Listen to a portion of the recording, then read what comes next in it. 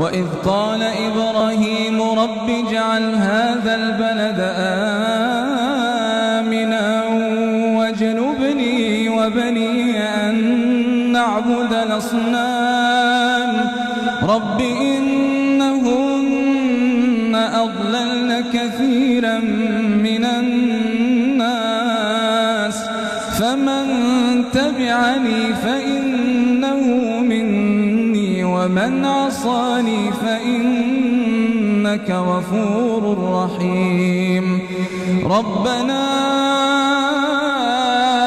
إني أسكنت من ذريتي بواد غير ذي زرع عند بيتك المحرم ربنا ليقيموا الصلاة فاجعل أفئدة